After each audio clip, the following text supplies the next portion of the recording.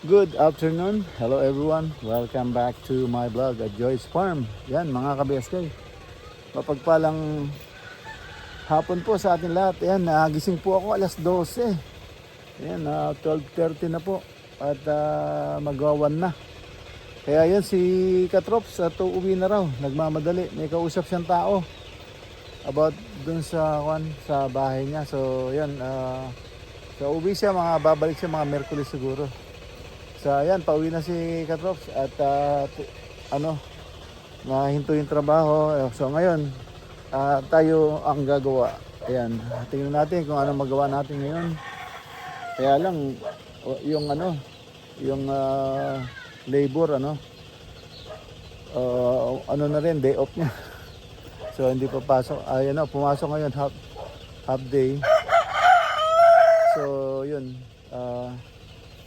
Merkulis na rin ang pasok niya pagbalik ni Katrops. So tignan lang natin kung ano yung mga ma-welding natin dito. Actually marami pang gagawin eh. Yung sa doon, sa lababo, weldingin, tapos dito sa maliit na balag na kailangan lagyan na ng tali. So yun, tara samahan nyo kami. At tignan natin, pauwi na si Katrops ngayon. Naggagayak na siya. Mga BSK, tapos na silang mag-lunch. At ayun, pagayak na si Katrops. So uuwi siya ng ngayon, meron siyang kausap na tao. Pasya siya ng Nueva Ecija.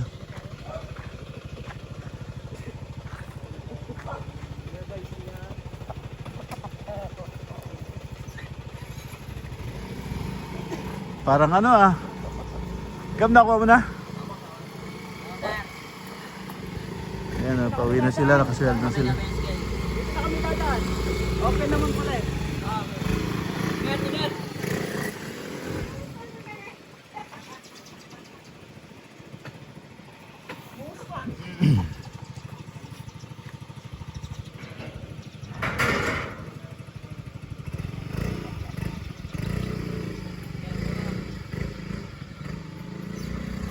Yeah, pauwi na sila ng Nueva Ecija. Pero ito dito lang sa Luok. Dapat madiligan na lar eh. Malambot yung yung bangin. Dumudulas yung mga motor. Hindi, gabi mo tirahin. Para hindi magputik.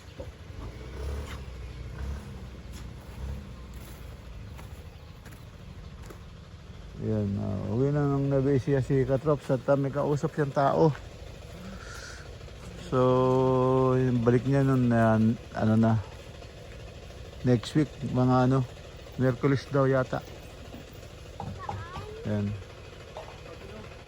So, yan, tingnan natin yung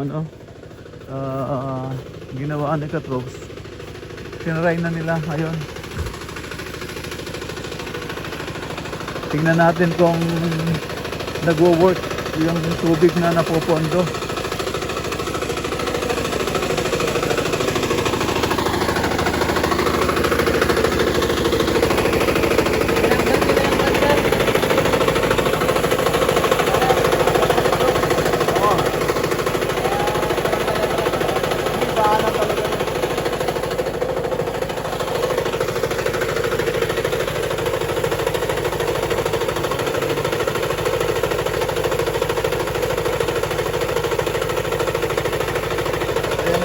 Ni Katrops.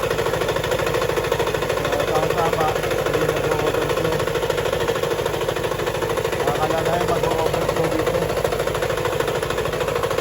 So, yan. Okay na. Pupunta na doon sa Pasutalong.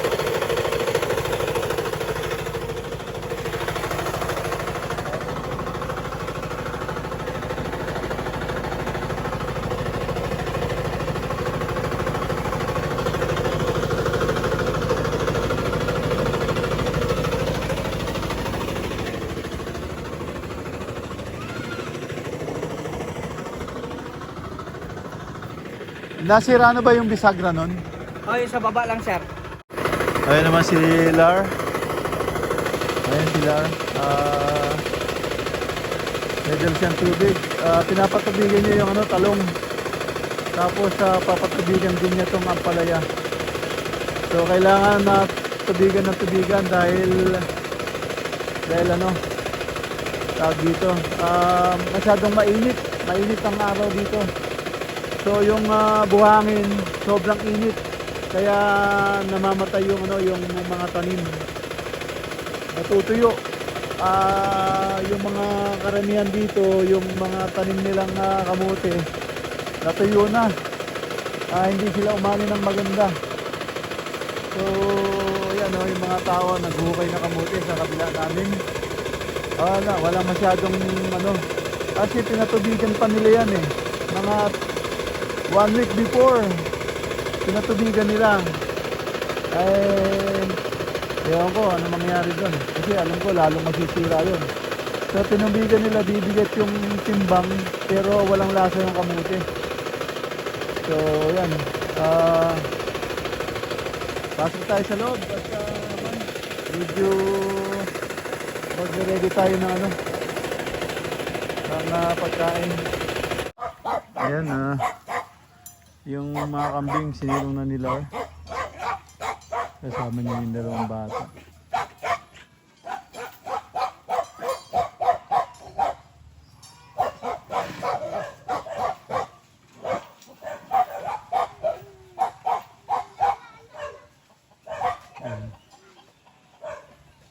Naiwan yung dalawa doon. Naiwan pa yung dalawa doon.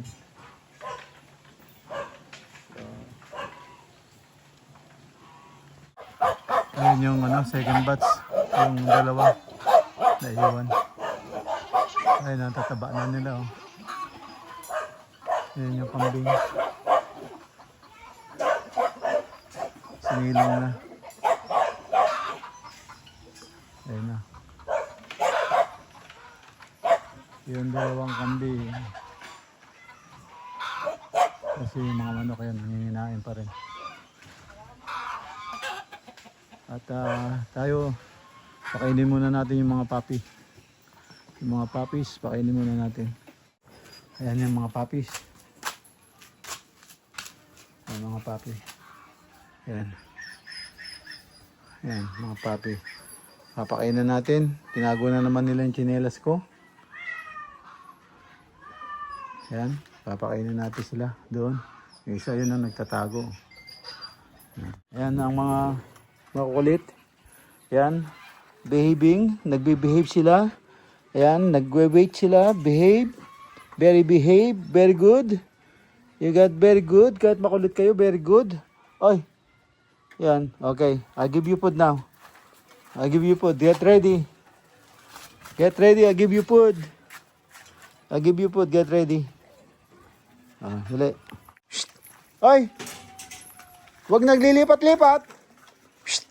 Tigi-tigisa. Ay, tanggol. Ba't nag-aagawan kayo dyan?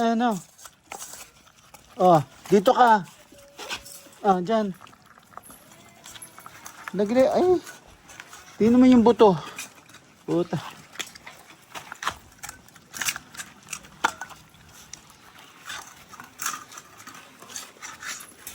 Balikan natin ito sa nanay. Ay, nako, nag-alikabok na. Hutang ng talon ng talon. Yan, bumabalik na yung taba mo.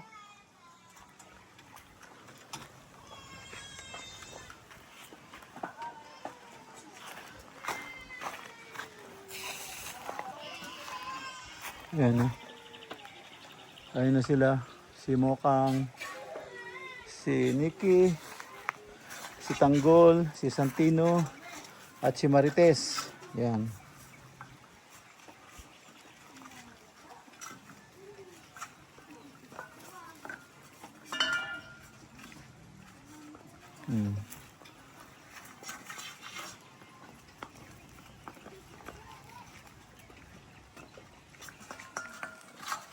Ayun na, sigla na sila. Ayan sila, pati yung mga bagong bitaw natin, nakikipag-agawan na. Ayan.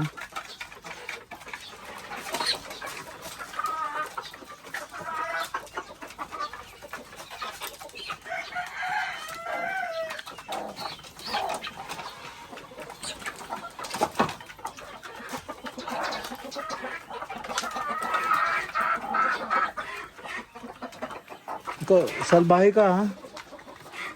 Yung itim na to.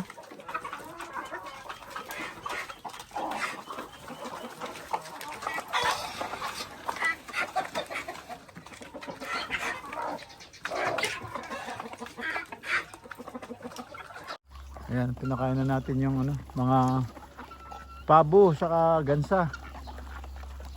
Ayan, ayan sila. Ayan. Ayan sila. Ayan yung mga bibi, mga kabeske. Ubos agad oh. Ubos agad yung binigay kong ano, pagkain sa kanila. Ayan oh, busog na. Busog na sila.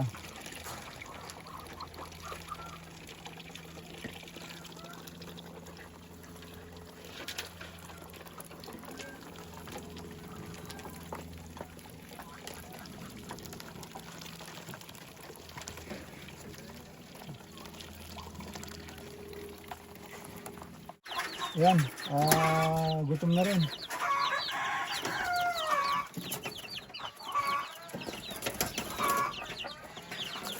At ito naman yung mga sisiw. Ayan, yung mga sisiw na bagong umpisa. 3 days old. Ayan, nilagay ko na rito. Kasi ano, mahirap na. Masalisihan ng ano, ng low bite. Kaya yun, medyo natin siya ng ilaw. Tapos ito, parang medyo ano siya. Ayan, pero okay naman. So okay. At may tubig din doon. Okay na sila. Takot sa akin. So, yan. Ayan mga ka-BSK. Nagre-letting tayo sa quad. Sa balag ng Ampalaya. Ayan o, Ampalaya. Ayan. Nagre-letting tayo para meron silang kakapitan na. Nalit na tayo dito. Ayan. Ano lang to, kakapraso pa parang sample. Ayan, magle-letting tayo.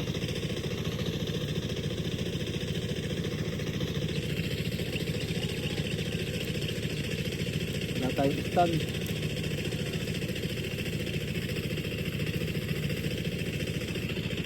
Ayan.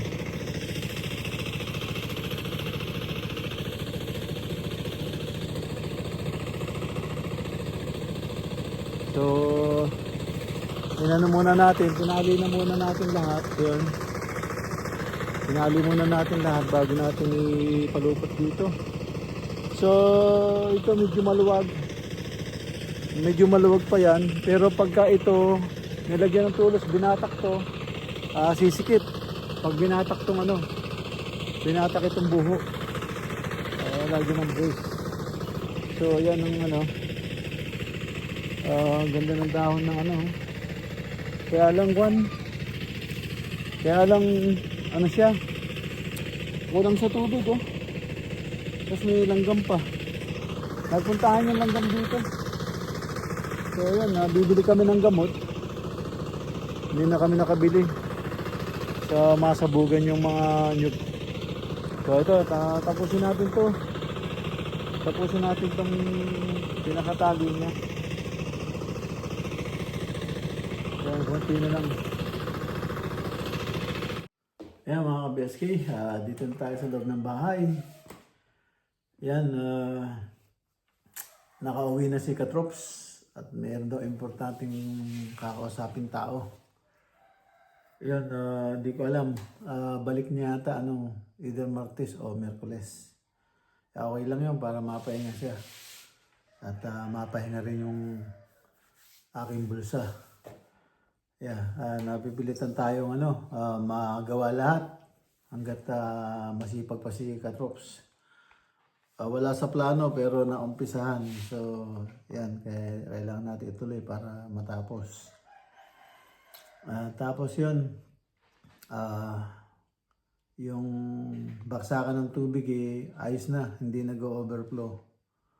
So kaya lang yung water pump naglabas ng maraming buhangin, mukhang natipag yung balong sa baba, sa ilalim. So pero may lumalabas pang tubig. So pinahinga lang namin yun, nakahigop uli ng tubig. Pero marami siyang buhangin na nilabas. Pino-pinong buhangin. Parang first class. Yun, at yan, naumpisahan din natin, nakapagtali na tayo, nakapagletting na tayo dun sa balag na maliit. Tatamnan natin ng may tanim ng ang palaya. So sobrang init, saka init ng lupa at tigas. Ayaw tumubo yung mga halaman na itatanim mo. Pero yung tubo na nahirapan naman lumaki.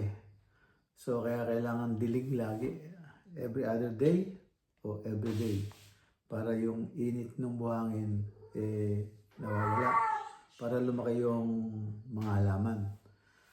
Yan mga ka-BSK, at yan ang ating